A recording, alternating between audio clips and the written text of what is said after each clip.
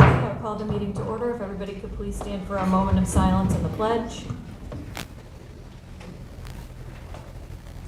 Pledge.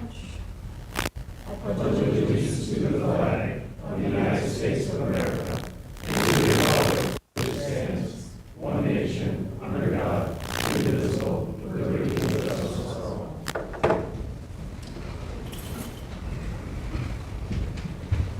Ms. Saunders, roll call. Councilmember Kimball? Present. Councilmember Only? Present. Councilmember Ruggiero? Present. Councilmember Schoen? Present. Mayor Pierce? Present. Adoption of minutes. Mayor, I dispense with the reading of the minutes and adopt them as written. Second. Moved and seconded. Is there any discussion? Call to question. Councilmember Kimball? Yes. Councilmember Only? Yes. Councilmember Ruggiero? Yes. Councilmember Schoen? Yes. Mayor Pierce? Yes. Okay, communications. An email was received from Bill and Debbie Dermody, 118 Seymour Street, commending DPW staff for the work recently done in Lansingdorf Park, and she encouraged the public to participate in the Adopt a Spot program. That is all. Okay, thank you. Moving on to privilege of the floor. If you have city business to discuss, please come to the microphone, state your name and address, and please also, just a reminder to keep your comments respectful.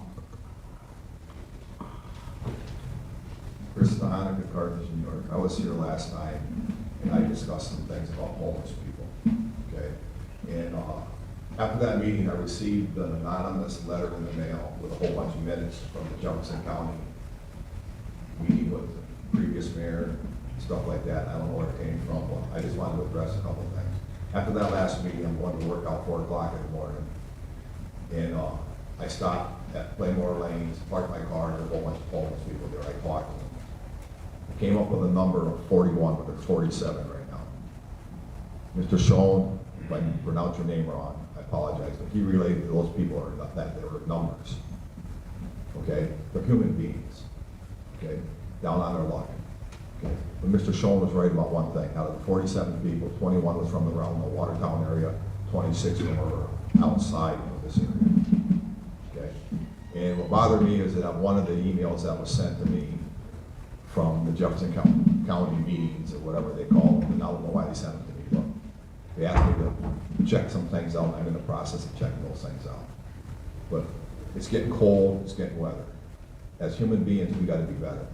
People are down on their luck and stuff like that. I umpire Mr. Decker's softball games. He knows exactly where I'm coming from with the people that we deal with at times, and he sees that on a daily basis. Nobody ever takes time to talk to these people. You go by the Salvation Army, they have 20 beds, 17 are taken every night. I took time to do this. Okay, but the problem is it only took me 2 hours to come up with these numbers. Just 2 hours. Okay? Mr. Decker sees this on a daily basis. They're not bad people. Some are idiots, a lot of them are narcotics, broken homes, but the 3 military people, one guy really touched me. He was from Philadelphia, Pennsylvania. Said he moved up here because his brother was in the Army at Fort Drum, got busted, and when he got out of jail, he had no money, no place to go, stuff like that. I bought him a bus ticket, okay? $75, the guy's out of here. You know, my question is that we all have to look at ourselves in the mirror. We've all been down on our luck, we've all had bad days, we've all also had good days. But we are all human beings. But now the real reason is here is I need a letter of recommendation from Eric Wagner for the NCAA. Okay? Thank you. Thank you.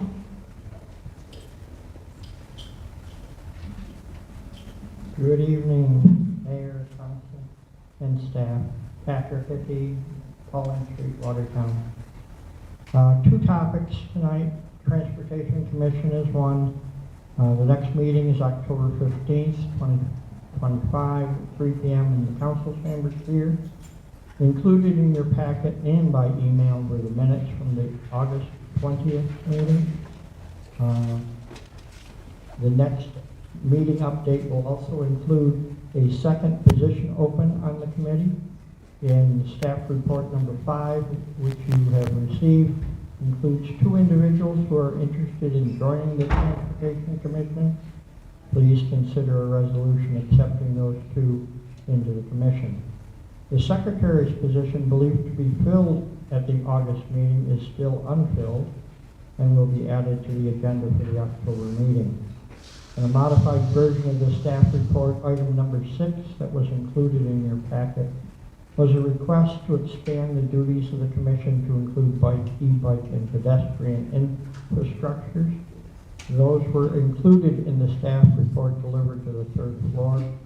Please reach out to Erica to review those additional documents, and a future discussion and resolution could help address emerging challenges in the transportation needs of the city.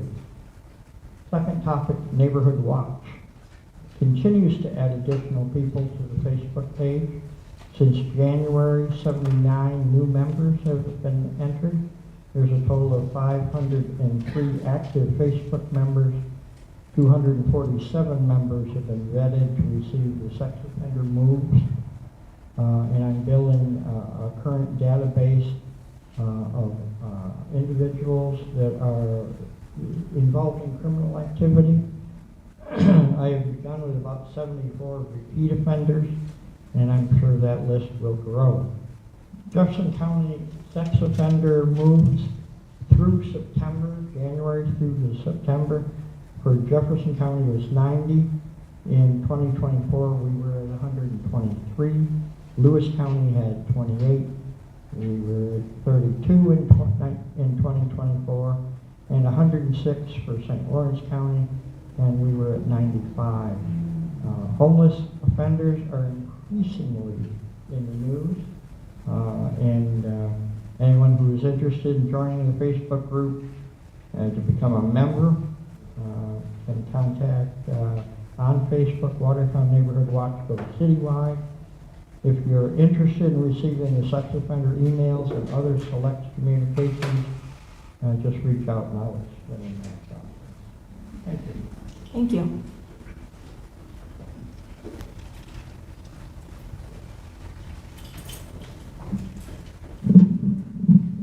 Don Mesker, Watertown, New York. Good evening, Mayor Pierce and council members. I'm here tonight to talk about an article that appeared in Saturday's Watertown Daily Times, October 4. Front page article, top of the page, city newspaper. I'm very upset about what I learned in that article, which goes on for 3 pages in the newspaper. It tells that the Watertown wastewater treatment plant is receiving leachate not only from the Rodman plant, which is right here in Jefferson County. We've known for years that Rodman Tank has been sending their 8,000-gallon tankers several times a day, Monday through Friday, to our wastewater treatment plant. That's been sort of a normal procedure for as long as I can remember. But what I was amazed to learn in this article is that the Watertown wastewater treatment plant is receiving leachate not only from Rodman, but from larger landfills from across New York State, landfills that are much bigger than Rodman.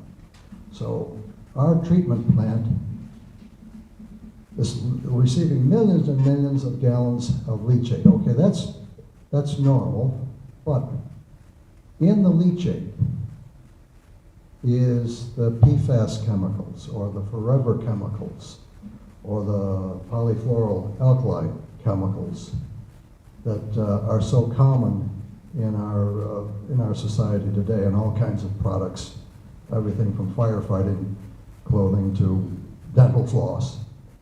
We know, and we've known for some time, that these PFAS chemicals are cancer-causing and toxic. This is nothing new to us. But what's new to me is the fact that our plant right here in Watertown is accepting all this leachate from all over the state. And I'm wondering, why has Watertown become the repository or the dumping site for stuff that nobody else wants across the state.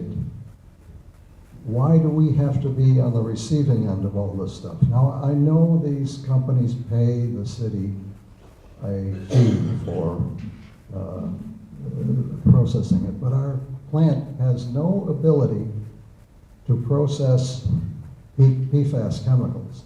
It was built and maintained to process human waste, and it does that very well. But for the PFAS chemicals, they come in and they go through the plant and they go out the other end into the Black River, into the St. Lawrence River, into Lake Ontario, and on down to the Atlantic Ocean. I find that very disturbing, and I don't understand why that's happening. It reminds me about a decade ago, more than a decade ago maybe, Watertown was receiving the wastewater from fracking plants in Pennsylvania. Pennsylvania was saying how good fracking was. Why didn't Pennsylvania keep their wastewater? They had to send it all the way up here practically to the Canadian border. Why are we receiving fracking water? Well, thank God, I won't go into that anymore because that procedure has ended. We no longer accept their fracking waste. Some of that waste has been shown in some places of the country to be extremely highly radioactive. I don't think any of the Pennsylvania fracking waste was radioactive. I hope it wasn't. So my suggestion is that we initiate some serious discussion within the city about this topic, and the discussion overflows and takes in the county, takes in the state, and I'm sure the feds through the EPA and so on. This concludes my comments. I wish you well in this endeavor. Thank you for the privilege of the floor, Mayor Pearson, City Council members. Thank you.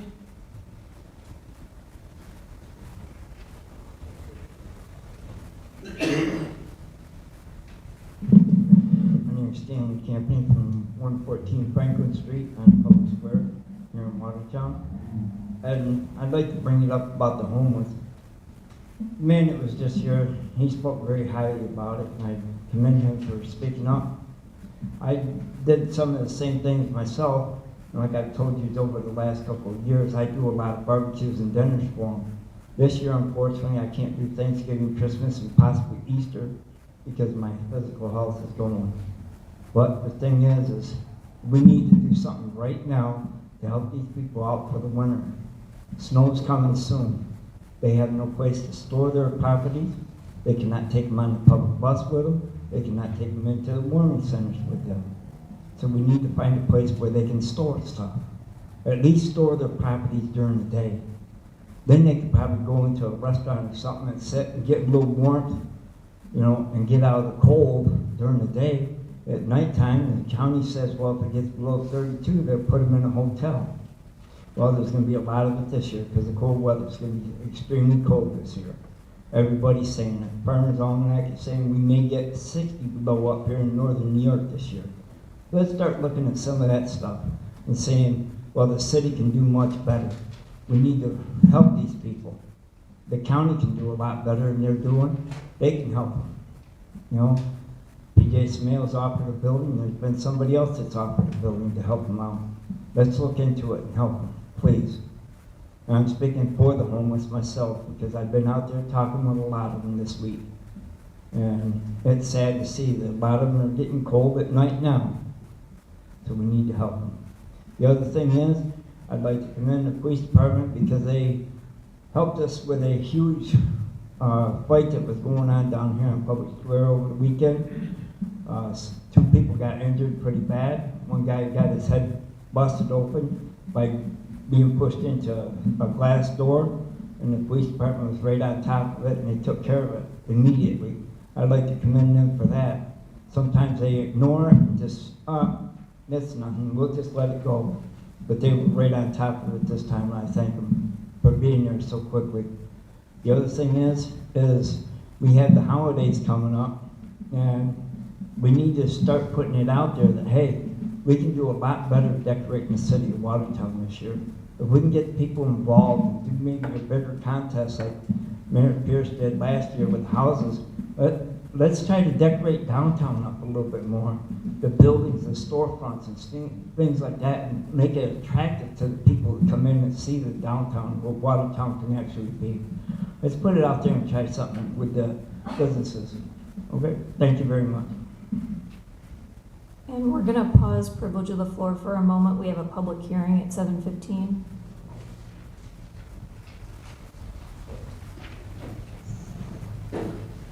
Notice is hereby given under the provisions of 24 CFR 91.105 C2. A public hearing will be held in City Council of City of Watertown, New York, to solicit citizen participation and public comments regarding the proposed amendment to the city's annual action plan for program year 2020 for the city's Community Development Block Grant Program. This public hearing will be held on Monday, October 6, 2025 at 7:15 p.m. in City Hall Council Chambers, 245 Washington Street, Watertown, New York. Okay, if you're here to speak for the public hearing this evening, please come to the microphone, state your name and address. Okay, seeing no one, oh, I do have one, here we go. Frank Batista, 201 Palmer Street. You're accepting some demolition bids for properties in the city. One is abandoned house on Coffee Street. In the rear of the property, Is this having to do with the public hearing, or is this for privilege of the floor? oh, I thought you opened them. Oh, no, we'll close the public hearing. If there's nobody, if, you don't have to go anywhere. If there's nobody else who would like to speak during our public hearing, anybody out there? Okay, if not, I'll declare that public hearing closed, and Mr. Batista, you can go on with your comments. Thank you. 201 Palmer Street, Frank Batista. You're accepting demolition bids tonight for properties. One is a property on Coffee Street, the abandoned roundhouse. I'm not sure if the bid includes tearing that two-stall sandstone garage in the rear of the property. That garage, I looked at that garage. That garage is structurally sound. It's got a good roof. The doors are a little shaky, but that's not a big problem. That's, the lot is worth, the property is worth more if it goes up for bid with a garage on it. There's nothing wrong with that garage. And throwing away extra taxpayer money, tearing that garage down on the demolition bid, it's not really doing it's a disservice for the taxpayers, because that lot, if it goes up to tax sale, that's worth a lot more money with that two-stall garage on it. There's nothing wrong with that garage. It's a sandstone garage, two-stall. It's got a good roof, and the doors need to be replaced, but like I said, unless the city's got use for that, if they own the property in the rear, the city's not taking that over. They're used for DPW, and it goes up for tax sale. That garage should remain on the property, because it's worth more when it goes up for bid. Tearing that the bid would be a little cheaper too if that garage stayed on there. Like I said, there's nothing wrong with it. It's not, it would be doing a disservice to the city tearing that garage. Thanks. Thank you.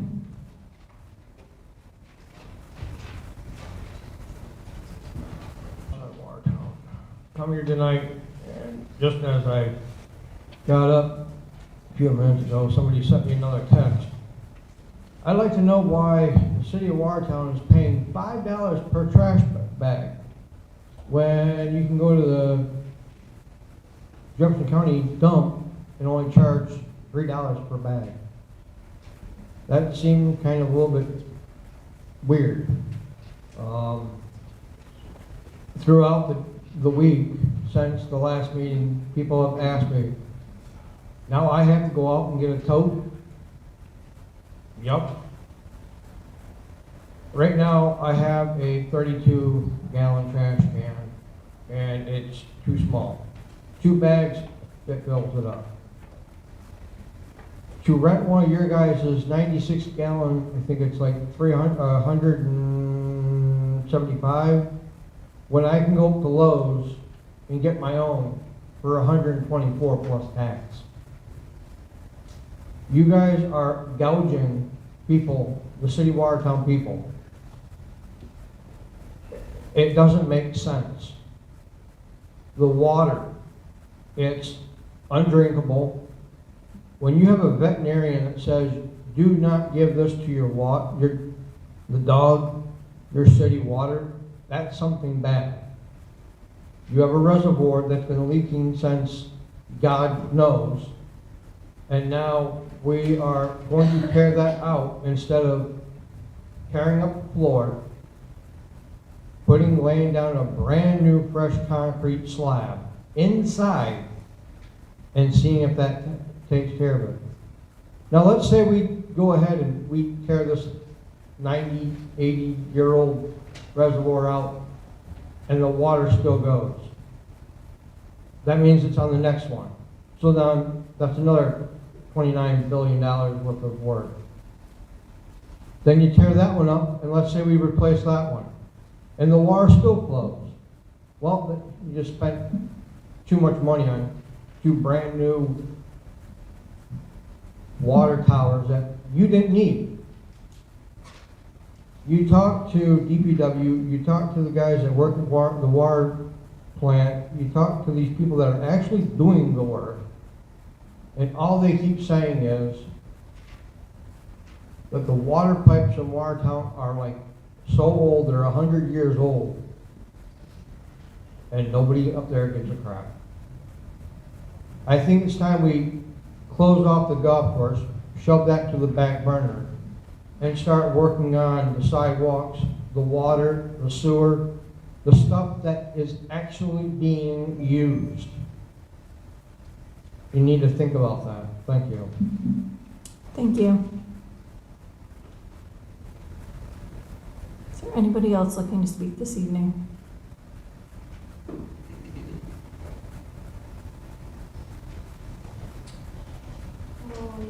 Hi, my name is Elizabeth Brown. I live at Hill Street in Watertown. I've heard a couple references to, the homeless problem and where are these homeless people coming from? And now we've got statistics about where do they come from. And that was never that confusing for me. Not quite sure why it's confusing for some people. I'm pretty sure that ever since we've had cities, people come from rural places to bigger places so that they can find a job, or any more affordable housing, or in this day and age, medical, because the North Country is a medical wasteland. So, if you got any kind of issues, you kind of have to be in Watertown. So yeah, we got the poorest of the poor here, because most places out there aren't walkable if you don't have a car. And if you don't have money, you might have a car, but you won't be able to keep it for very long. So once they find out you don't have insurance and registration, they're going to take it away from you. And then you're going to be broke. So yeah, they're going to come to Watertown. It's not rocket science. But as an aside, for the council member who seems to be most concerned about where these people are coming from, there is a solution if you want. You can look up China, Vietnam, and Korea all have household registration databases that requires people to make the government aware of what town they're supposed to reside in, and then they can get permission if they want to move. So they can station people outside the city so they can check your papers, see if you belong here. Just a thought. Another idea that I had was about cognitive flexibility, because I remember hearing the last time I was here about a conversation regarding our prior mayor. And actually, I think it was you, Mr. Kimball, that you said you would be horrified to think that he would be capable of some of the things that Cliff had accused him of. And I thought that was a generous thing to say. But cognitive flexibility is the ability to change your opinion once you have new information. And thank you, Cliff, for bringing some new information to light, which many of us kind of expected to come out. I was the one who months ago said that we were going to spend all kinds of taxpayer money in the legal system for nonsense, and here we are. And Nostradamus had. And last up is some vocabulary words, because having the right word for the situation is really awesome. So my 3 words are malfeasance, misfeasance, and nonfeasance. Malfeasance is the performance of an act that is inherently wrong, illegal, or for which there is no legal authority. Nonfeasance is the failure to do this same thing, failure to perform a duty, or to look away. You know, things are happening that shouldn't be happening. And misfeasance is malfeasance without the malice of forethought. So, just some food for thought. Thank you. Is there anybody else who would like to address council this evening? Okay, if not, we will move on to resolutions. Resolution number 1, authorizing the sale of surplus police equipment. So moved. Second? Moved and seconded. Is there any discussion? Call the question? Councilmember Kimball? Yes. Councilmember Ahmed? Yes. Councilmember Ruggiero? Yes. Councilmember Schoen? Yes. Mayor Pierce? Yes. Resolution number 2, accepting bid for demolition project, various properties, Buckley's Excavating and Landscaping LLC. So moved. Second? Moved and seconded. Is there any discussion? I do, and I brought this up before. I know we bought, I think, a 4th excavator. We were gonna train people for demolition, and we were gonna try to save some money on this, so at least 2 of these properties are on the ground. And I have a hard time understanding at some point in the off-season or downtime when we can't do road construction before plowing starts, why we can't just use our excavator and some dump trucks and some manpower that's at work and take the ones that are at least on the ground. I can understand the ones that are standing, it's probably more risk involved, but could you give me an update on that, please? Sure, Councilman. We looked at that for this particular case, and given some of the contamination associated with these, and some of the risk associated with them, and how busy the DPW currently is in transition, that we decided this wasn't the right time to do that, but we do have that capability, which we will do in the future.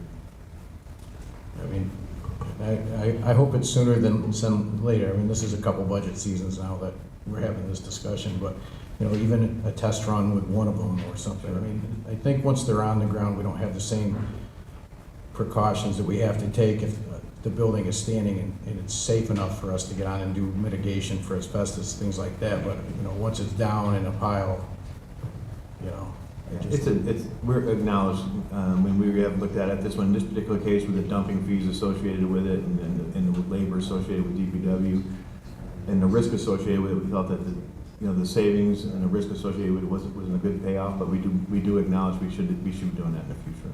okay. Is there any way, because these came in, I mean, obviously, these were all sent out as you bid on all 4 projects or properties in one. There was no way to, because they came in different numbers, no way to do them individually for some cost savings. Because some of these, for the one that's going to get voted on tonight, had some that were less than a competitor and some that were more, so. We didn't look at that. I guess we could look at it in the future. I don't know if it's too late to do that at this time, but we can certainly look at independent bids for these in the future. Okay, thank you. If I may, I have a question too. I agree with you, Councilman. I understand that there's problems with these properties. Is it asbestos and other things like that that you're looking at? Asbestos is the primary one. We had them, we all had them inspected and we had it certified, and I'm sure there's other contaminants in there as well. Okay. I don't have a list, but I'm sure there are some other ones associated with them. Okay. So you must have done an evaluation if we were to do this versus having it contracted out. Yes, Councilman, we did. We looked at it and I asked the DPW the same question. They're great questions. Is that, it's not, if DPW does it, it's not free. No, it's and not. so they're Yeah, still going to charge I us. just They're still knew the going to charge cost. us for it. The tipping, and this contract does come with the tipping fees with this debris, which is more expensive than a normal tipping fee. Sure. And then the travel back and forth to Rodman. We looked at it and given the risk associated with it, with the contaminants that are associated with it. We said, maybe this isn't the right one, but we certainly have it on our list to add to it in the future.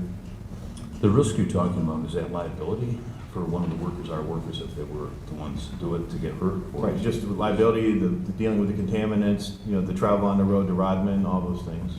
Putting their vehicles on the road. Is it possible that we might get that, a side-by-side comparison, so that we could look at that sometime? You can certainly do that. Yes, sir. Make an evaluation, because I agree. I think, and I had thought this for some time, that the city could have its own, I say, a minor construction crew to do some of these types of things. And if it's a house or a building that we need to take down, rather than always looking to the private sector to do it. I think at one time, I remember talking to our DPW, was it Sean McWayne, but you know who I'm talking about, previous to now. And he had said that there was a time when there was over 150 employees in the city that did a lot of the work around the city rather than outsourcing it to and hiring people. And I wondered how much we might be able to save by looking at some of the smaller things to do. For instance, if it's a building that we have to send a carpenter or to have some kind of an agreement or contract with a local contractor firm that maybe was put out to bid initially for different things we might do. The demolition may be one of them. And to put that out for bid generally, and then to just bring them in and save some money in that way, I think that might be something to look at. And I agree with you. I think that it could be. So, but in this case, I understand the need for what we're doing. Yes, sir. Regarding the Coffeen Street property that Mr. Batista spoke about, do we have any additional information regarding the garage? Because his argument seemed to make sense. I'm not familiar enough with the property to make any sort of assessment from where I'm sitting right now, but I was hoping we had. Sure, we did look at it, and Dana can speak to it in detail.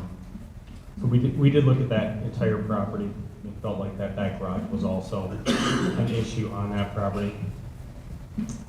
With regards to Mr. Schoen, we felt like bidding these S4 would give us a better price on the kind of the setup and the tear down cost, not for each structure, but overall to bring equipment in here and all the logistics for trucking. We plan that company will come and basically round robin do each one of those and then leave. So we felt like we were saving a little bit on the logistics of that.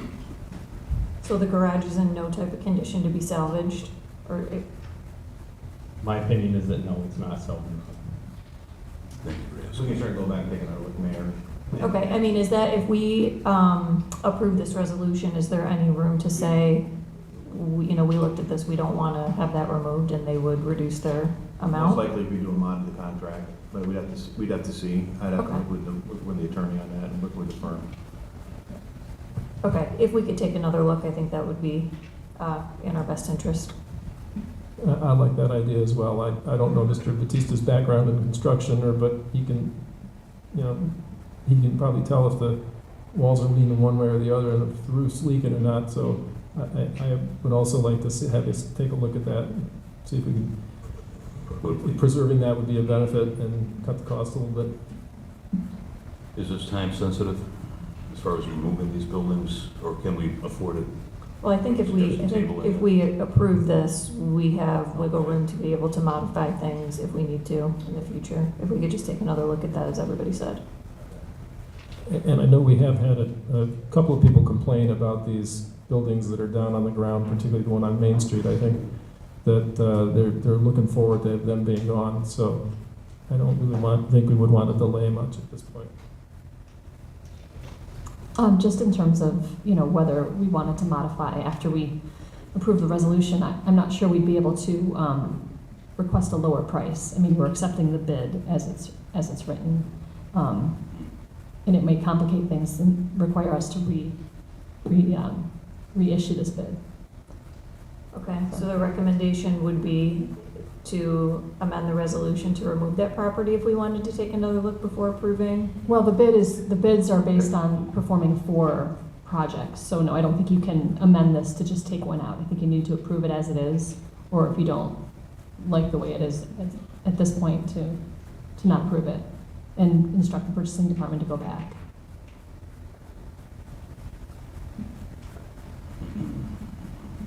I'm getting the east-west from my purchasing department as well. That it's probably not going to be able to get modded. So I'm not familiar with not being able to mod a contract, but usually you can do that. But But anyway, I'll take the attorney's advice on that, and then either we move forward as is, or we table it till next week, or I don't next, think- till the 20th. It's probably no harm in tabling it for one meeting. I don't have any concerns that these are imminent dangers, or they would have been taken down Yeah, already, so. okay. Is there a motion to table? So moved. Second.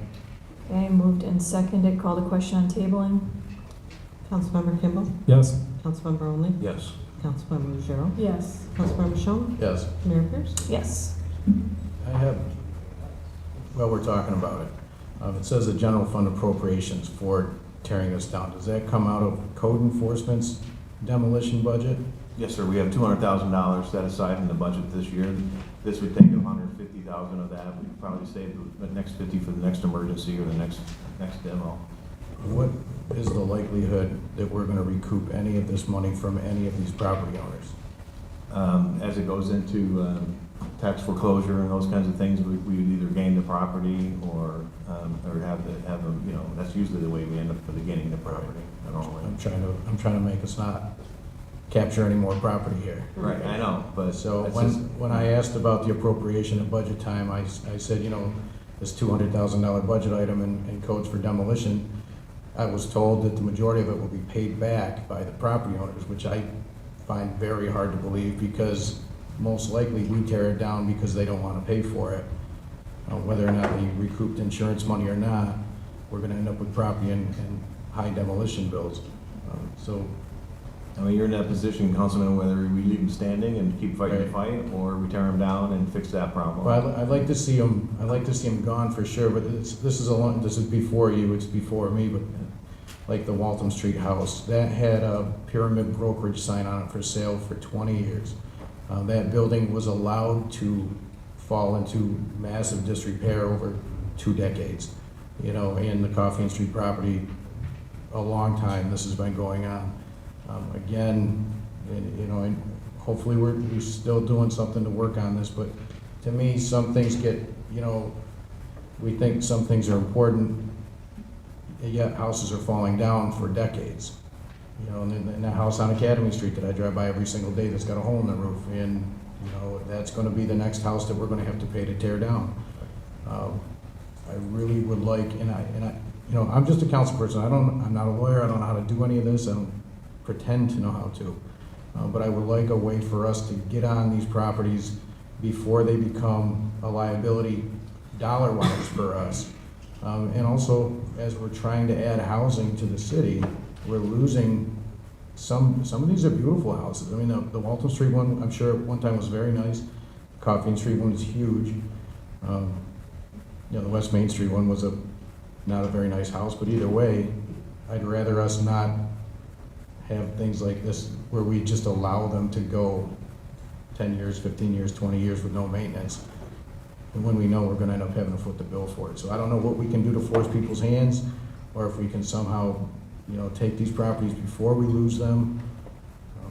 But I'm open to any suggestions. I would say that, Councilman, that we have had one really significant discussion with the county on potential land banks for this kind of problem. And using the Onondaga County land banks, I think, or Syracuse Land Bank, I think it's called. I was in a meeting with them, and we're looking at that as a possible option, and to help us along with some of these vacant homes and having to deal with the mortgages and the estates and the attorneys and everything else we have to deal with before we can take a house down. So, in tax foreclosure. So that's a possibility. I think we've had one good meeting on that. We'll probably have a couple more. We have 5 other houses on the list that we've already held the hearings for, subject to availability of funds. But you know, I think and then we're still working on, you know, auctioning off or selling off other excess city property as well. So I think, you know, we're going to continue to work on that. But we're just almost to the closure point on tax sales, so we're going to be closing that out here shortly as well. Okay, I appreciate it. And maybe this is a lawyer question for the future, but if somebody has a house fire, their house is insured, they do receive funds for their insurance company, but instead of using those funds to tear down the property or to clean it up, they just take the funds and leave. Do we have any recourse at all? And I don't need an answer right now, but I would like an answer at some point, because it does happen in the city and it has happened. So, you know, if somebody's getting paid from their insurance to take care of a property and they leave it for us to take care of, it seems like we should be able to do something about that. Thank you. Mayor, I have a question.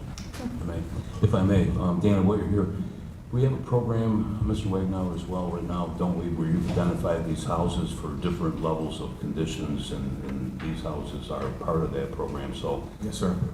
I've heard you just mentioned a word I enjoy hearing, land bank. The first year I was here, I suggested that we did something like that, so that we might do exactly what you're suggesting, Councilman, is to take them sooner to alleviate some of the paperwork and the onerous, egregious problems that we find ourselves having, not being able to do it faster, because I've seen houses around here for all the time I've lived here that are in that kind of condition. And the previous manager says, well, if you could show me one reason for forming a land bank, maybe we'd do it. And I think there's plenty of reasons. You're talking to the county. Well, yes, sir, I think to get the volume we need for somebody to take that on, I think we got it, we're looking very strongly at partnering potentially with the county. In order to get the volume, somebody would need to make the necessary profit to run the land bank. So that's one of the things we're sorting through right now. Again, it's kind of a nascent process right now. We've had one good meeting, but something we strongly are looking forward to, and trying to figure out another way to do this without just tearing them down and then being sorting out what's next. Be a little bit more strategic about it. Thank you. Appreciate that. Thank you. Okay, thank you. We'll continue on. Resolution number 3, designating the city manager as authorized representative to apply for Northern Border Regional Commission grant to fund the disinfectant byproduct improvement project. So moved. Second? Moved and seconded. Is there any discussion? Yes, there is. This one, Mr. Wagner, could we have a brief explanation for the public's benefit what this is, the grant that we're looking for? And then, I'm sorry, I'm trying to see better. Yeah, so the Northern Border Regional Commission has a very large region of border states. It includes Vermont, I think, New Hampshire, and where they can have funds available for the grant that help municipalities that are in this border region with infrastructure. And so we've applied for this in the past and have been unsuccessful, but we're trying again. We started off with a $3 million request. They said based on where we are and what they think they would be able to support, the letter of approval reduced that to $1 million. So we're going to apply for another $1 million in order, since we are 29 miles from the border, hopefully we'll get some additional funds for that. It's a pretty wide area. It's very competitive, like most of these grants. But hopefully, because hopefully the third time's a charm on this one. I hope so. And my question is, of course, and the reason I ask you to explain this is, if we were to, right now we are in compliance with our water. And somebody made a comment at the privilege of the floor that we don't have safe water to drink. And I asked that question twice when we had the work session. And both times it was answered, our water is safe. And thank scientists, Kerry Tuttle also said the same thing. I checked the ECHO site. We're in compliance as far as, and this project is still on the board. We're still moving forward with it. And what I had proposed was instead is to reach out to our U.S. Congress representatives, Stefanik and also Tenney, and ask them if they might intercede with the Environmental Protection Agency on our behalf to say, listen, for 3 years our water has been safe to drink.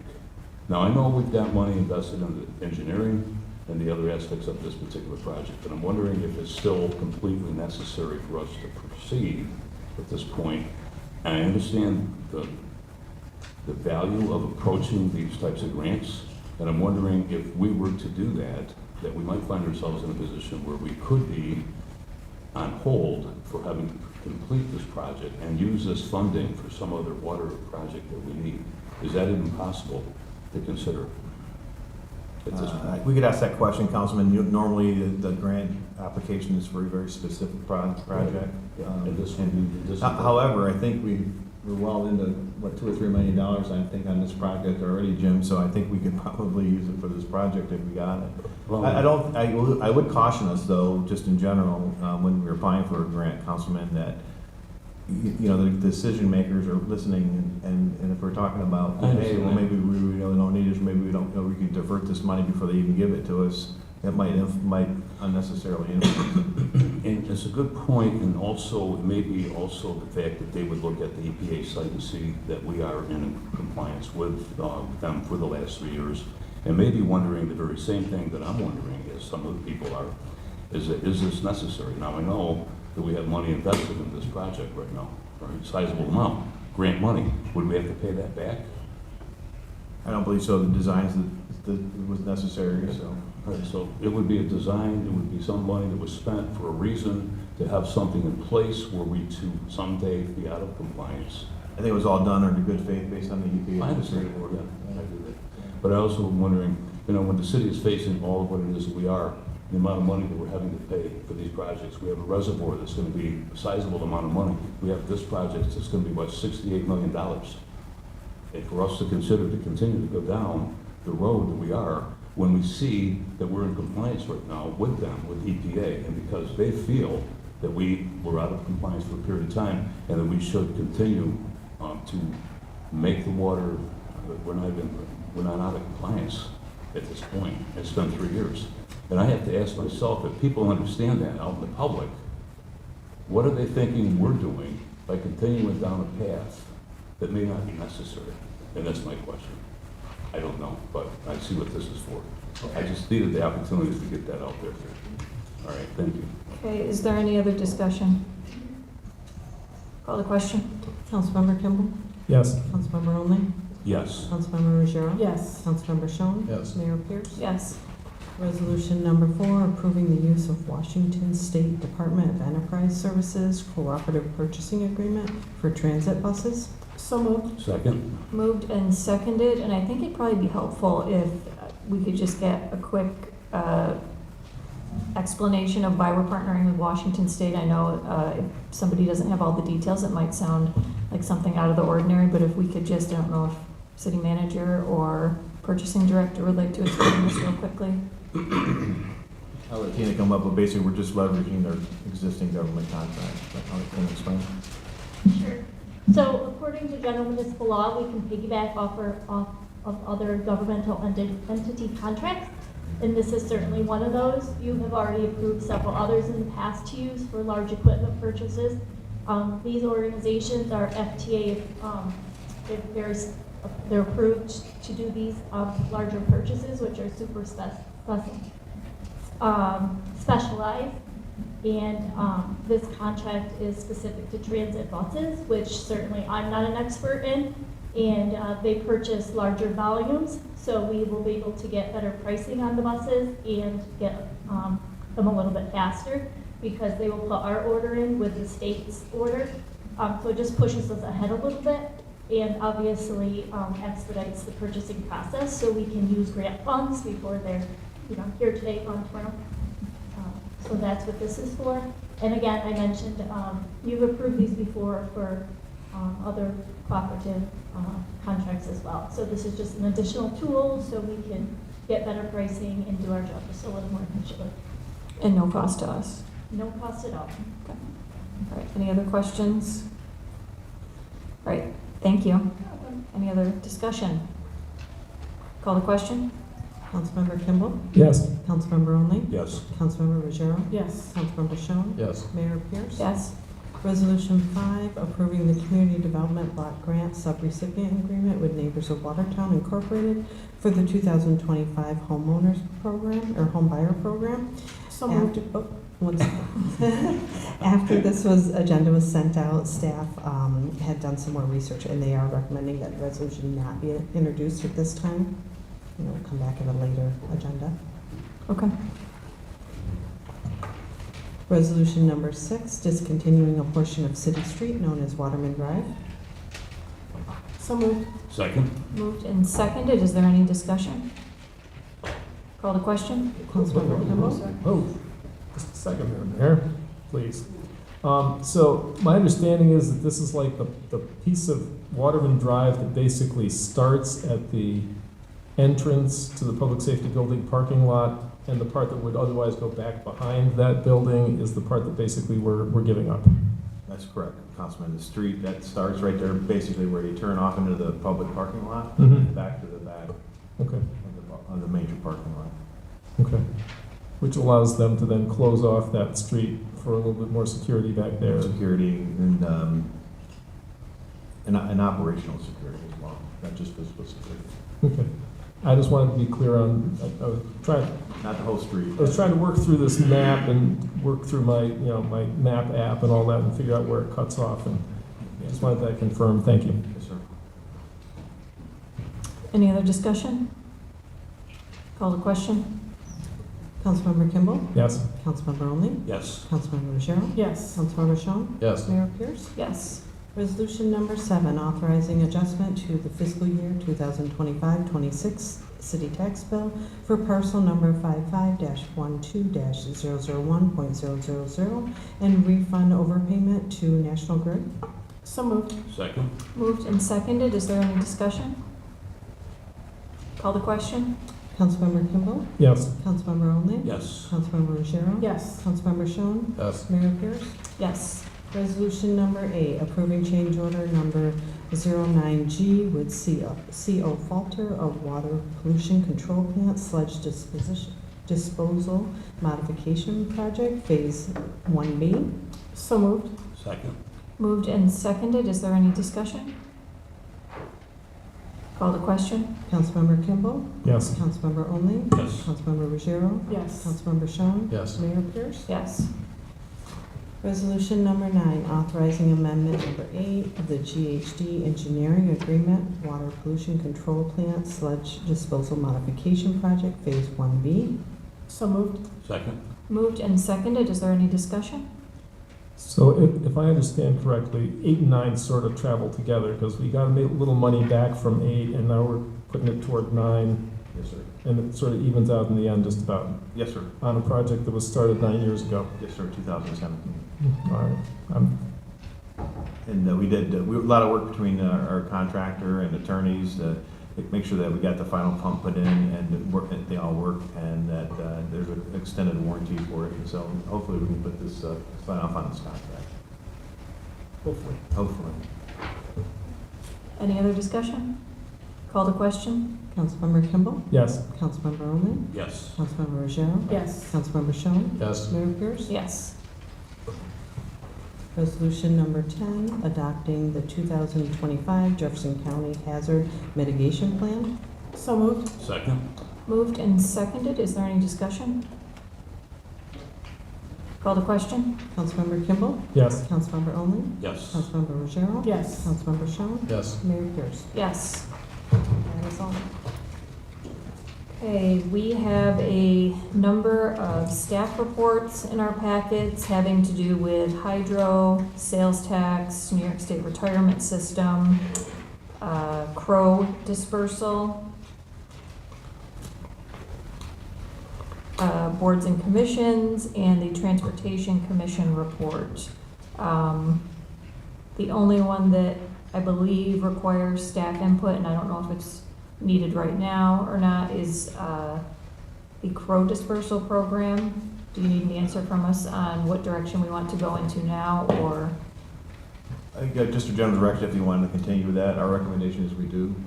It does seem to keep the downtown area clear of most of the crows. Mhm. So for a modest price, we think we should continue with that. I'm in favor of continuing. I'm on board. I would prefer to send them some candies on a letter. Okay. Something a little more humane than, in my opinion, but it seems to be working.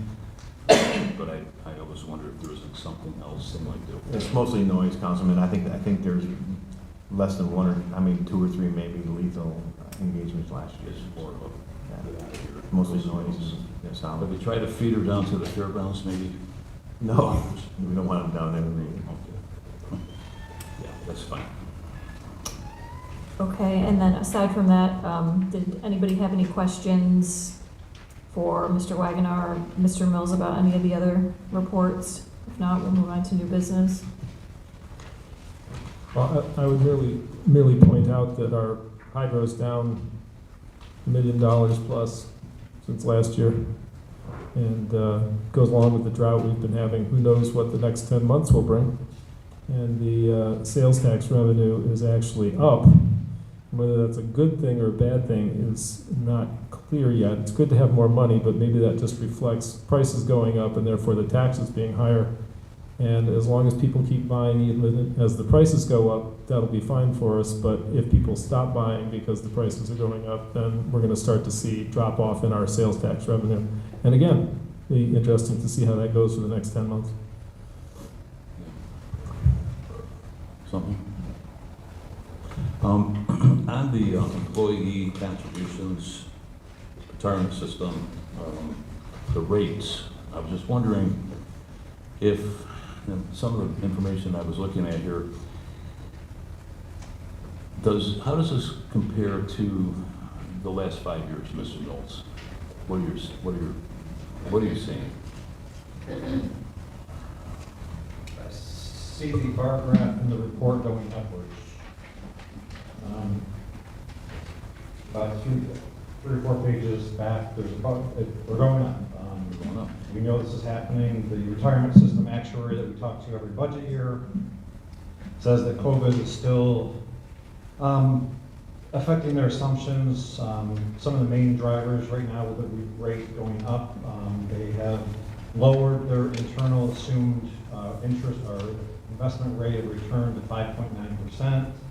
They say that COVID has accelerated retirements and current labor shortages are driving a strong labor market. So wages are up, rates are going up. I knew this was coming based on our last spring call with the actuary, which is why the second year of our multi-year plan was projected where it was, and the numbers came to life or came to fruition. So we're looking at almost $1 million increase to the general fund retirement expense next year. Just alone? Just on that alone because of the rate changes. Well, my question is, and I know you look at this all the time because it's your job to see it, is there some way that the city, Watertown, can get with other cities in the state and begin to advocate for state level reforms that prevent the volatility in this budget so that it would be more I would say that would fall more on elected officials talking to elected officials, but the New York State pension plan, the state comptroller, he has the duty to keep the plan very well funded, and it's one of the best funded in the country, but he has they do full actuarial studies, investment committees. They need this to pay their bills. Of course, I understand, and for them to pay our bills, whoever's retired from there. I get that. Okay, thank you. I appreciate that. It's the mandated cost. Okay, we'll move on to new business. Councilmember Kimball? The only thing I would say, there were 2 things that got mentioned during privilege of the floor. The trash stickers. Well, the county will sell you a trash sticker for $3, but then you have to drive your trash out to the transfer site yourself, which is a not insignificant expense. The city will have pleasant staff come up to your driveway, pick up your trash, put it in their truck, and drive it away. That's why I think that's reasonable to have a difference in the price there. The cost of legal actions, well, the cost, somebody brought up the cost of legal actions.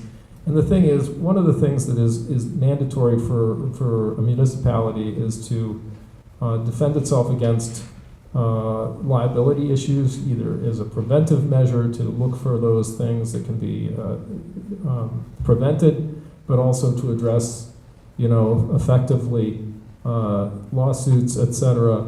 And so, whatever we've spent on legal expenses in the past year is well worth it to protect the city from lots of different issues. And it's been complicated this past year. I mean, we have been sued. As a city, we have been sued by individuals who were looking to gain something from that. And we've had to address issues related to the potential of having a hearing regarding a council member, and that required adding additional legal staff to ensure that we could provide as fair a process as possible. And so that was all necessary, it's just part of the cost of doing business as a municipality. And that's all I have to say. Thank you. Thank you. Councilman? Yes, thank you. I appreciate that. And so going back to privilege of the floor, I do appreciate the comments that were made about the homeless and what has been done for them. And my question was, of course, Well, we have, I think the county was reporting that we have 150 people that are homeless. Maybe a couple of years ago, I was talking to the Watertown Area Rescue Mission, and they suggested that there was 357 people. But even if we use the county's numbers and say it is 150 people, we have 20 beds available in the warming centers right now that can be accommodations for people that are out there. And so when I had suggested that, we took Mr. Smail up on whatever the city could have done to help to provide a safety net in the event that we have a harsh winter. It was because of what my calculations were about the numbers that are out there and what I've done and seen when I've gone out and talked to people. And I appreciate the positive thinking, but that alone is not going to fix the problem when we see if it's a particularly harsh winter with people, again, at the Butler Pavilion putting up blue tarps in order to keep the wind from freezing them to death, okay? And if, as was suggested at the privilege of the floor, that some of these people are stuck up here because they've come here for whatever other reason and got here and had to stay here. I think there was some comment about, well, maybe if we give him a bus ticket. Well, in that case, it worked because he was able to get back to his home. And so if we understood more about the individuals that, what problems they have, we might be able to do something like that. And you're saying that we're working with the DSS and with the county and trying to discover what this is. And I think that's a good start. But I really think that the estimate that was given, I think is overly optimistic in what their assessment is. And yes, maybe some of these people are coming here from outside the city or other towns because they see that the city has resources because this is the county seat. But I don't believe that's not the whole story. And we need to understand this better. And that was what I was suggesting by us reaching out to the county and working, and I know you are, all right, but I also think that we can't, the 150 people numbers, I mean, that's not correct, that's not accurate in my opinion from what I can see. And so I would like to do something, I think that we should do something as a contingency plan to allow for more people being homeless this winter when we start to see the snow flying and people are out there in the warming centers, cannot accommodate them. And the problem that there's two that I can see, well, there's three. There's one is that they do not have a place to store their belongings that is permanent, a locker that they can put their stuff into, padlock it and keep it in there for them to go and do whatever they have to for their business and then come back and find their belongings where they left them. That's number one. And we don't have something like that. The shelter, the body shop could have provided something like that for them. And then also, when you see them pushing carts up and down the streets, they're doing it for a reason because they have to move their belongings from one warming shelter center to the next. And I've been in Burger King at times when we didn't have enough. Before the county graciously and has wisely provided these 3 warming centers and fed people, that people were staying at the Burger King. And I was asked by the managers to go in and help. And we did, and the police came, and our police actually helped because there were sales of drugs in the back parking lot. That got cleaned up. They have put locks on the doors. You have to ask for the code or the key as a customer to get into their bathrooms now, unfortunately. But that's the reality of what we see going on here. So I think there's more that we can do. That's my assessment. And so I do appreciate someone else going out and looking to see what can be done. And I think that we should. And to put aside whatever feelings we may have about this individual, because what my feeling, my understanding is about it is, I don't know from all of what's been said if it's accurate or not. So I sent a question in. Mr. Mills, there was a question I had asked. I was wondering if you had an answer for me. Yeah. And that would be, has this city ever sued somebody for not paying their taxes before we did with this individual? I did receive your email, council member. I just haven't had time to research it. I don't want to give an answer yet until I've been through 20-some years of tax sale collections and different situations. The reason, that's fine, and that's all I need to do. I'll wait to hear from you. Is that I had asked if the city, if it was illegal to not pay your taxes. And at the time, I think I had the answer that it was. And I don't believe that it is still. All right, it's not illegal not to pay your taxes. There's consequences if you don't pay your taxes, but it's not illegal, you're not, it's a civil thing.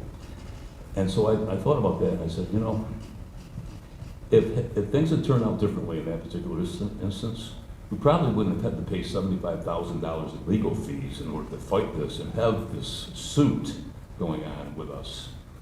And that would have been good, because then we might have been more able to consider his offer of the body shop as being used for homeless shelter this winter if we need it as a backup plan.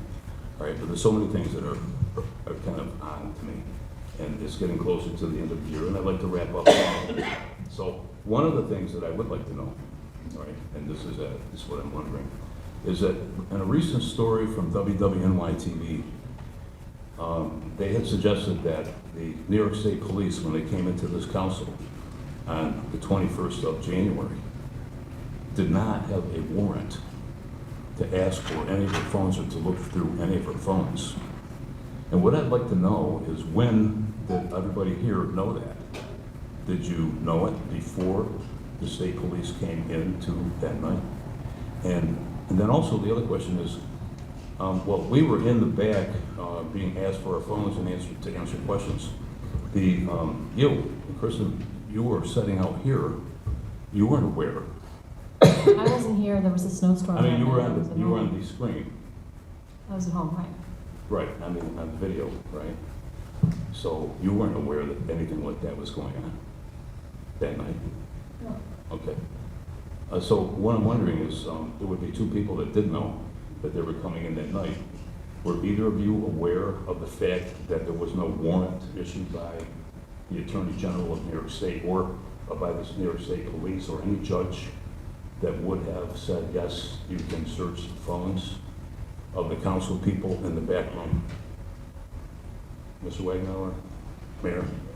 I don't see how this is really relevant to new business. This is and new business. I don't recall specifically, I was told a lot of things, I don't recall specifically whether or not there was a warrant.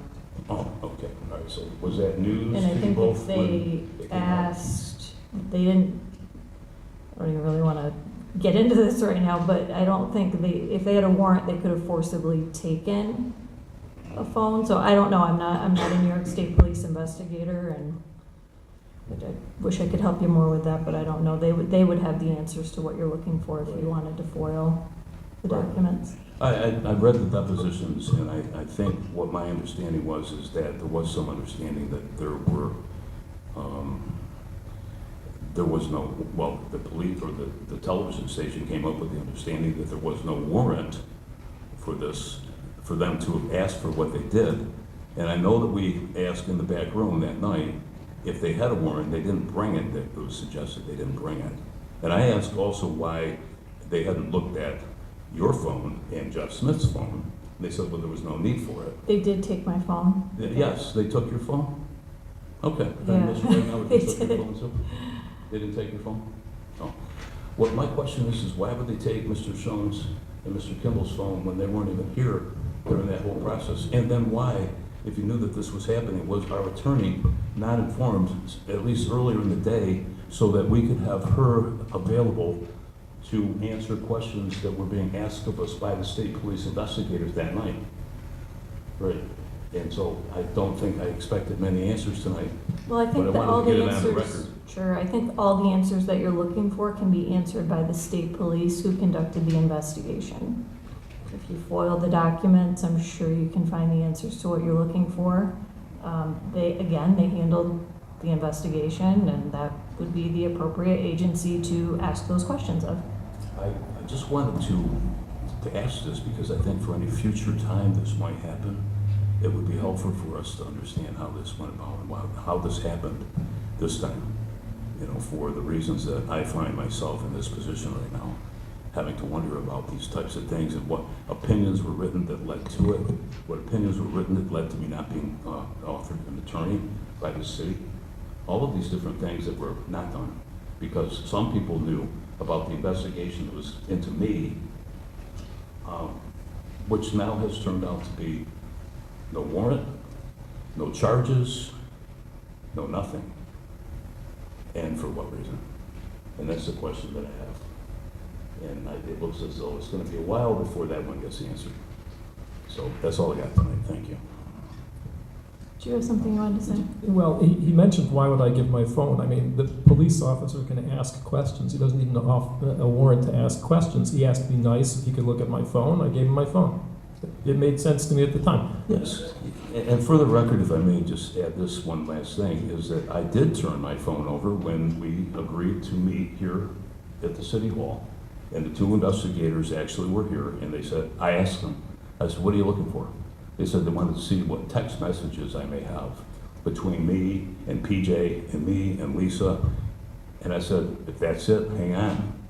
And so I went to my phone, I opened it up, I went to the text messages, and I said, here, have a look. And one investigator looked at the other, and I said, now you want to see Lisa's and my texts? Yes. And I turned that over. So everybody out there in the public can understand exactly what happened.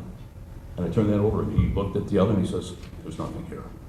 That doesn't mean that there wasn't enough to bring charges, as I have heard said in the public. It means that nothing was on my phone. Now, did I erase anything? Of course not. Of course not. Because there was nothing ever to erase. Simple. But I was looked at as though I was guilty, and instead of having given the privilege of being thought of as innocent until proven guilty, I was treated as, you know, I mean, you don't deserve a lawyer.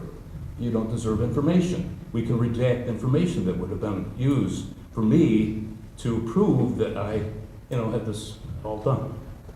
The redacted invoice from Harris Beach is everything I needed to see in order to know everything that was going on here, completely.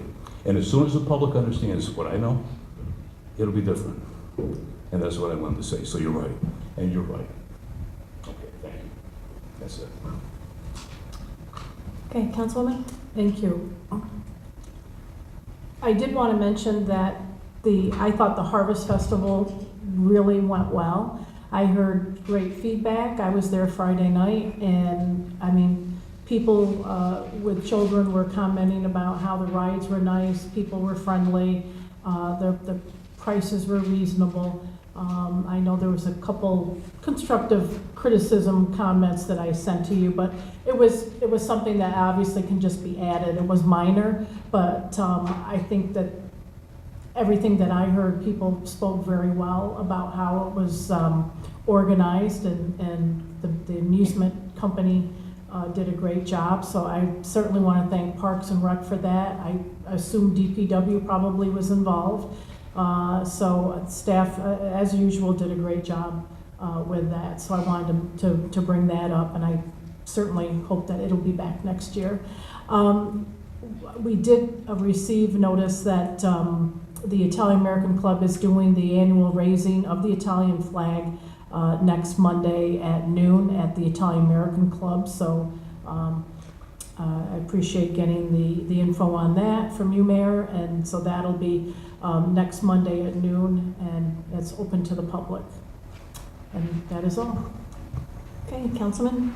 Sure, thank you. For Mr. Wagner, in regards to Mr. Mesker's conversation about the leachate coming in from other areas, could you provide counsel, maybe talk to Angel and get something together and let us know how much of that is coming in, and if the PFAs are an issue in that, you know, just get us the information on that so we could get back to Mr. Mesker. The councilman talked about it, the hydro and the sales tax, they actually basically offset each other right now within $13,000. So the loss on one end, we made up to a certain point. I don't know, maybe Mr. Mills is using AI to develop his, okay, so no, he's using a calculator. I do appreciate that. So, anyways, at least they're relatively flat comparatively, down and up. So we're not at a huge loss right now. Just to keep in mind, like these retirement system payments, police and fire, 2023 is $3 million. 2027 is going to be 4.7. So you're talking $1.7 million increase. That's a huge increase on our tax rate. I wonder how much is feasible. What can the city taxpayer absorb on their own at a certain point? You know, can we continue on this path? Because that's just retirement contribution. That's not steps. That's not wage increase, contractual obligations. That's not anything else. To me, it's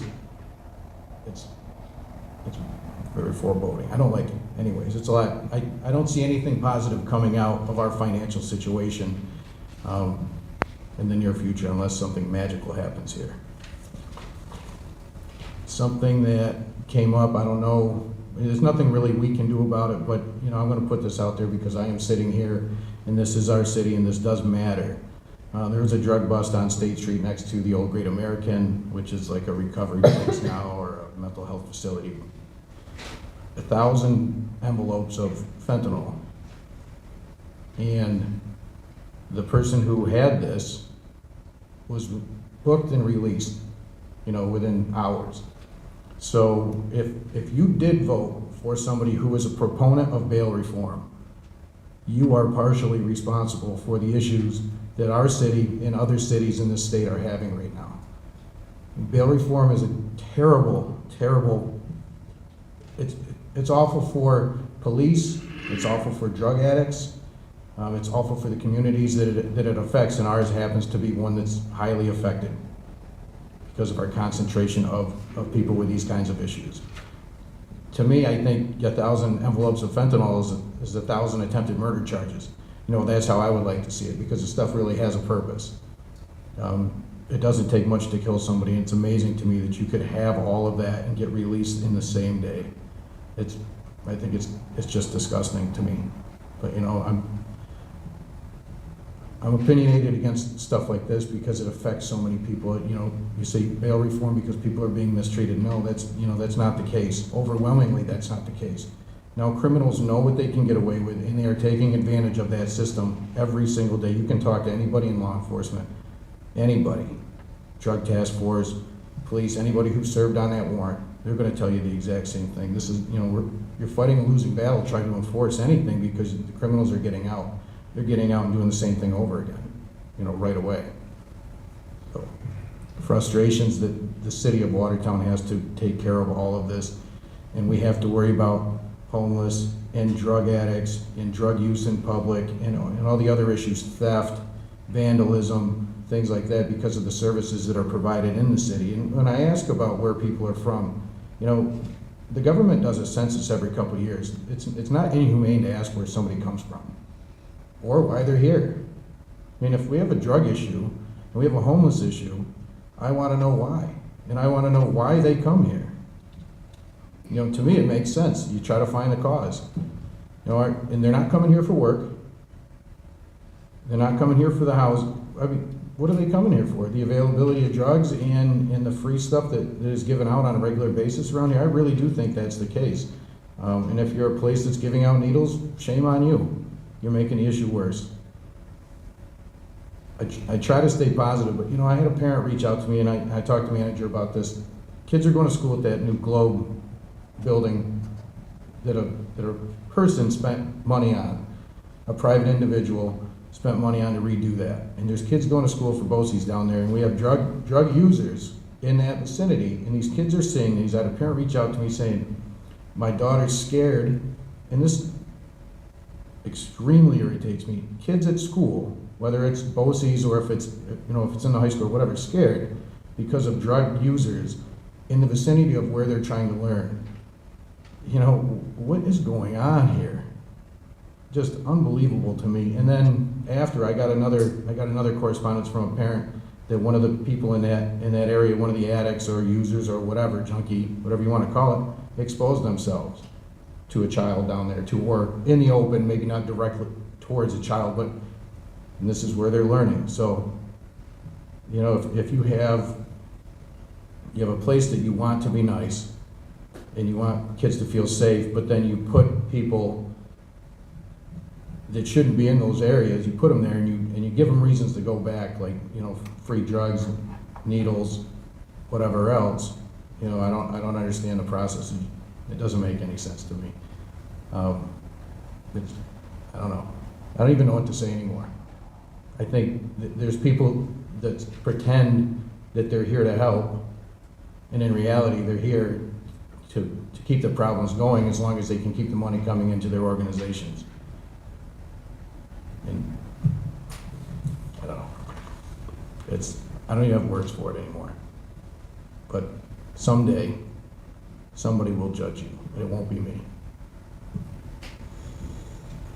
Okay, thank you.